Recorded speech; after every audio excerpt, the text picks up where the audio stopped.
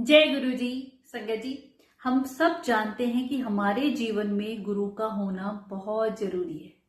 कहते ना, गुरु का अर्थ ही है अंधकार से उजाले की तरफ ले जाना। आज गुरु पूर्णिमा है संगत जी। आज इतना खास दिन है हम सारी संगत के लिए कि गुरु जी महाराज ने हमें अपनी शरण में लिया।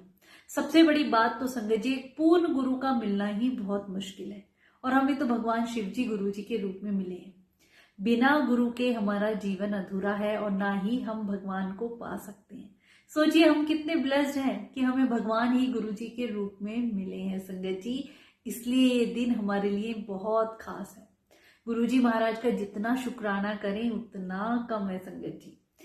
आप देखिए, हम बचपन में माँ बाप हमारे गुरु होते हैं। सबसे पहली माँ हमारी गुरु होती है। फिर हम बड़े होते हैं, हम पढ़ते हैं। जिस स्कूल में कॉलेज में पढ़ रहे हैं वहाँ शिक्षक हमारे गुरु हैं। उनके चरणों में वंदना, उनसे हम सीखते हैं।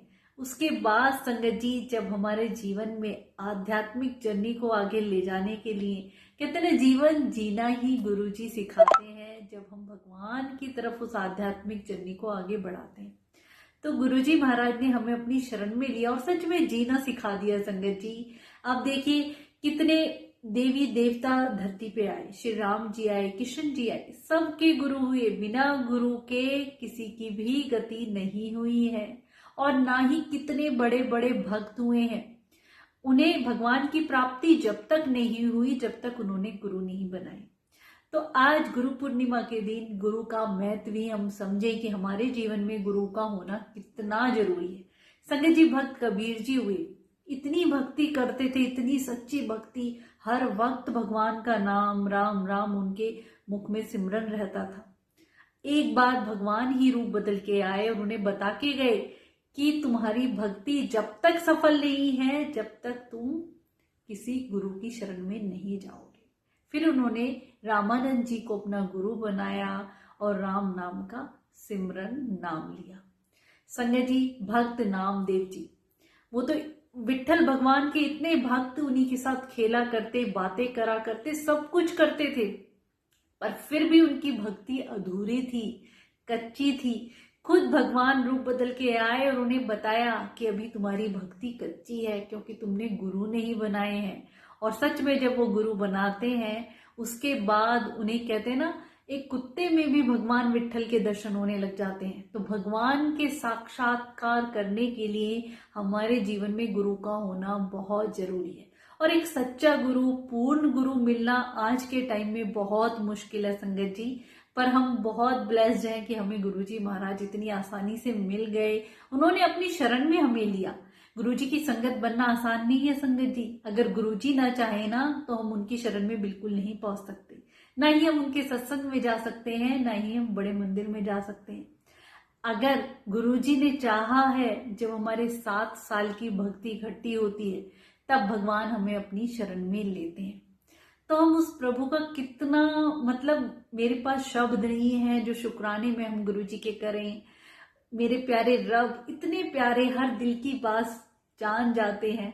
उनको हम कहते हैं ना, गुरु दक्षिणा में क्या ही दे, जिन्होंने हमारा जीवन बदल दिया, जीना सिखा दिया संगत जी। गुरु जी महाराज की महिमा इतनी अपरंपार है जो बयान नहीं हो सकती है।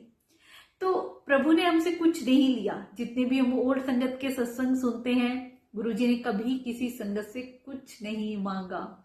हम क्या दे सकते हैं? सब कुछ तो उन्हीं का दिया हुआ है। वो सृष्टि के रचयिता हैं, सारी चीजें उन्हीं की, उन्हें कुछ नहीं दे सकते। पर एक सच्ची भक्ति और भाव के वो भूखे हैं संगत जी, वही हमें देना है। एक ही तो काम गुरुजी बता के गए कि तुम मैनू याद करो। संगत जी, गुरुजी को याद करके देखो, आपका जीवन ना बदल जाए ना तो आप मुझे कहना।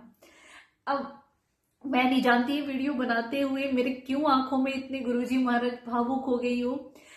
केवल उनके शुक्राने में, गुरुजी के बड़े मंदिर में या सत्संग में भी मैं जाती हूँ ना तो मेरी आंखों से आंसू आ जाते हैं। कोई दुख या तकलीफ में नहीं संगत जी, केवल शुक्राने में कि गुरुजी आप कितने प्यारे हो, कितनी मतलब छोटी से छोटी बात का ध्यान रखते हो, हर बात हमारी सुनते हो, कैसे जीना सिखा दिया, दुख में भी खुश रहना सिखा दिया।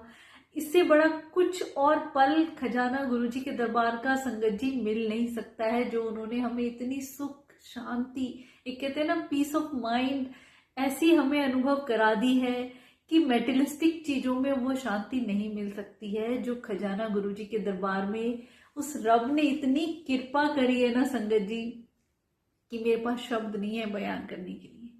वीडियो बनाने का उद्देश्य क्या है संगत जी, आप समझिए। मैं चाहती हूँ ज्यादा से ज्यादा संगत जुड़े, उनके जीवन में भी बदलाव आए, पॉजिटिविटी आए, जीना सीख जाए, क्योंकि कलयुग है और कलयुग में हर किसी का जीवन मुसीबतों परेशानियों से भरा हुआ है।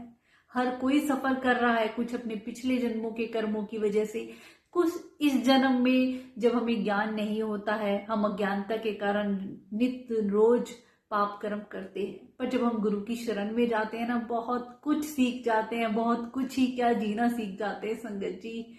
इतने प्यारे रब हमें मिले हैं, उनके शुक्राने में मैं कहूंगी गुरुजी अपनी भक्ति, अपना प्यार, अपना आशीर्वाद और इतना प्यारा संगत परिवार, आप सबका इतना प्यार मिलता है संगत जी। इतने पॉजिटिव कमेंट जब आप सबके आते हैं ना, सच में दिल रो उठता है कि गुरुजी मैं इस लायक नहीं हूं कि जितना आपने मुझे दे दिया, इतना कुछ मतलब कुछ भी करने के लायक नहीं है, जितनी रहमतों से वो हमें रोज बरसा रहे हैं संगत जी। उनके शुक्राने में कहते एक एक सांस उनकी दी हुई है शुक्राने में, और क्या ही कहें कि एक पल भी हम उनको बिसरे ना, उन्हें हमेशा याद करते रहे। गुरु का होना बहुत जरूरी है संगत जी। एक बहुत ही प्यारी प्राचीन घटना मैं आपको शेयर करूंगी। भगवान नारद जी एक बार विष्णु के पास जाते हैं, तो माँ लक्ष्मी ऐसे आसन लगाती है, विष्णु जी वहां बैठ जाते हैं, खूब उनकी खातिरदारी करते हैं, खूब अच्छे से उन्हें जो भी खाने पीने का पदार्थ सब देते हैं। अब विष्णु जी जब चलने लगते हैं, विष्णु जी बाहर निकलते हैं, इतने में ही विष्णु भगवान जी जब नारद जी को, जब वो खाना वाना खा के वापसी जा रहे थे, तो नारद जी को जैसे ही जाने के लिए कहा, उसके तुरंत बाद विष्णु जी लक्ष्मी जी से कहते हैं कि नारद जी जहां बैठे हुए थे ना, उस स्थान को गोबर से लीप दो, वो पवित्र नहीं रहा है।